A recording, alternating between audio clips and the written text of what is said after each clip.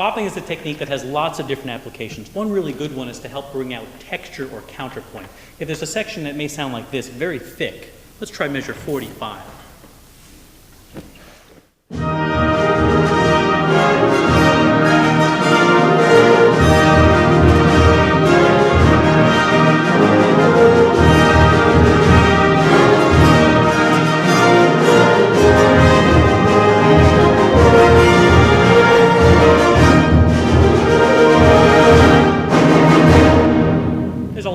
Going on in that. One way we can clean it up is by bopping it, which essentially means just play the very beginning of each note and nothing more. So a whole note is bop, 2, 3, 4. Every note is just a bop. There are a couple rules we can adjust to it. So if there are slurred passages that are just too hard to go bop, bop, bop, bop, bop, bop, bop, bop, go ahead and slur those. Those are fine. Another term for bopping could be dudding or tutting or totting. The advantage of those is that it helps emulate what we actually do as wind players. We don't actually play bop when we play. We may play dot or dut, but the effect is the same. So let's bop that section. This is measure 45. If you have something that's too hard to bop, go ahead and slur it.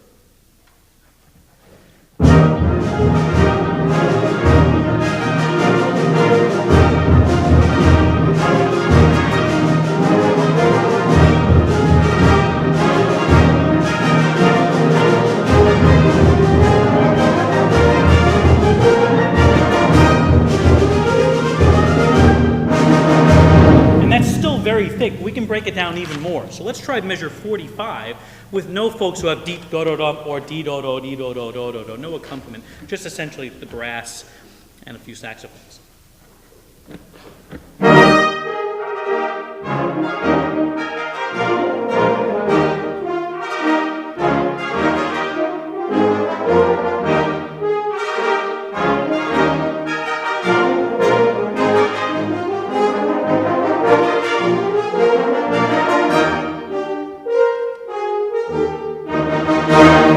For a few reasons. One is to help bring out that counterpoint into relief, but also to make sure our rhythm is very good, since this really just emphasizes the beginning of each note. Let's try it again. So it's not all, it's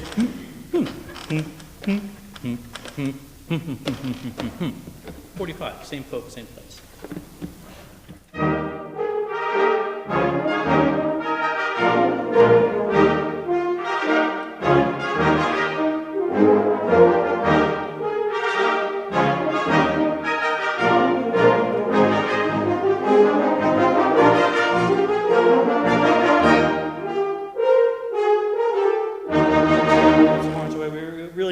Our pitch is on da, team, tom, ti, tom. Let's go back to 45, same folks, and let's play it as written. But the key point here is to make sure that the clarity of that texture that we just achieved through bopping is maintained as we unbop it. 45.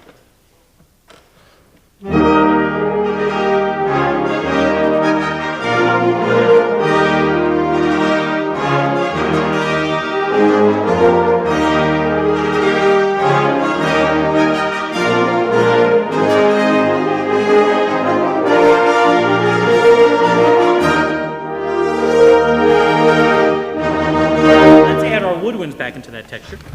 So here's everybody 45 as written. Woodwinds, do your best to essentially decorate that texture as opposed to competing with that texture. So percussion 2, everyone 45.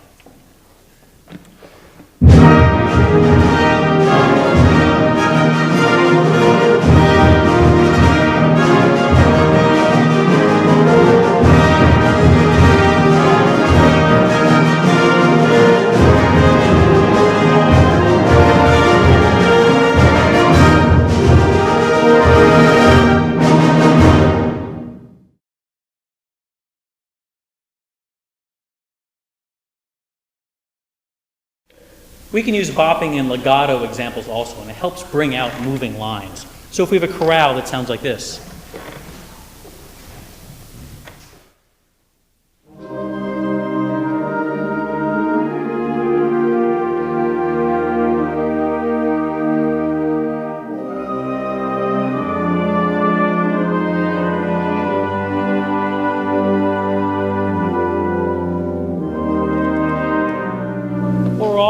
often I'm going for is making those inner voices, eighth notes especially in this kind of texture, really express and bringing out. So we can bop it.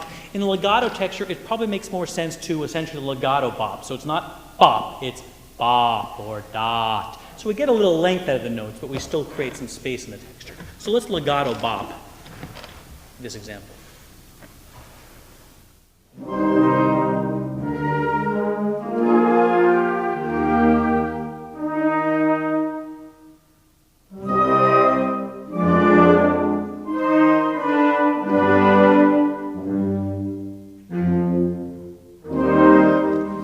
And so we can hear how it really brings those inner moving lines really into relief. It can be challenging, and especially in slow music, groups often find it more difficult to bop because they're not sustaining, and all of a sudden there's all this space and we enter in the wrong spot. But that's actually a good exercise because it forces everybody to make sure after bop, 2 and 3 and bop. Let's try that again.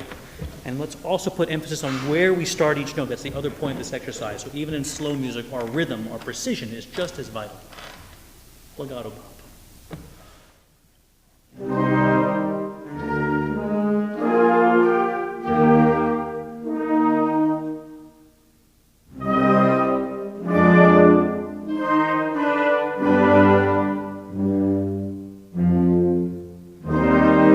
So let's try it as written.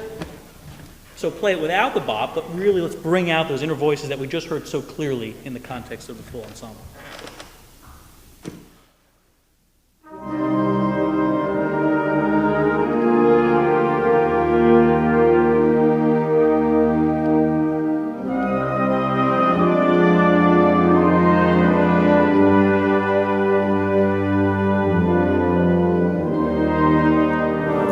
Example, maybe we can bring those moving lines even more out. The bopping didn't quite work where we wanted. That's okay. At least we helped show the entire ensemble where those moving lines were. So let's bring it out even more. So if you have a moving line, really energize it going to the next one.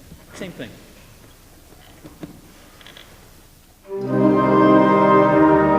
Let's breathe together.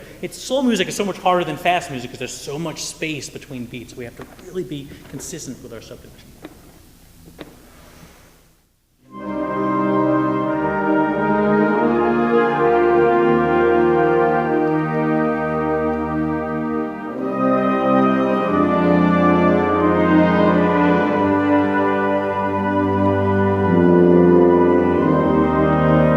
So some of these moving lines are melodic, like da, da, dee, da, da. Some of them are harmonic. Alto voice is the downbeat of the second measure, right? That moves to beat 2. The only folks who move, and that needs to have a little bit of extra energy on that downbeat because of the suspension. Let's try one more time. Oh, bass voice is measure 4, right? Dee, da, da. That can be energized a bit also. Measure 1.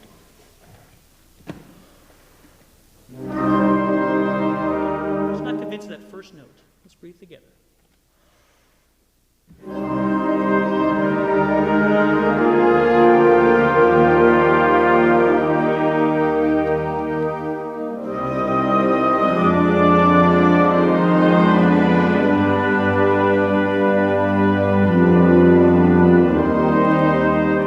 And another way to bring that out, it may not need it here, but another possibility is to simply ask the moving notes to play at a different dynamic than the non-moving notes. So let's try that. If you have a moving note, an eighth note especially, or a note that moves when no one else does, play that moving note forte and play everything else mezzo forte. So we'll really bring these moving lines and let them pop out.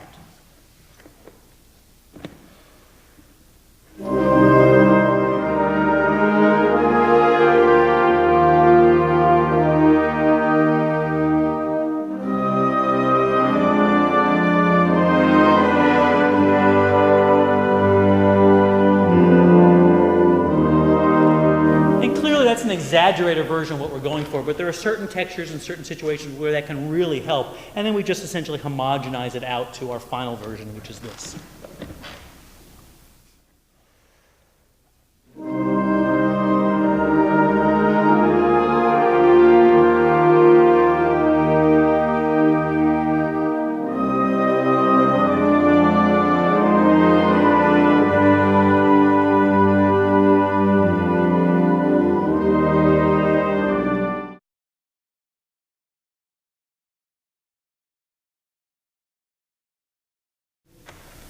Bopping is also a great technique just to get ensembles to play shorter. So if we have an example that sounds like this. You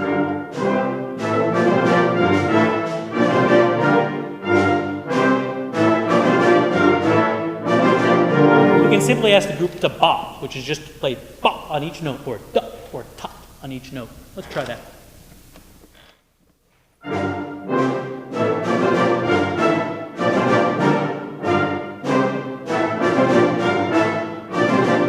That might be an exaggerated, but sometimes it's easier to go from the very, very short and then fatten it a bit, as opposed to constantly trying to find ways to get a long note to be shorter. Bopping is a really good shortcut to get there. So let's fatten that just a bit, so it's a bop, bop, or a dot, as opposed to a bop.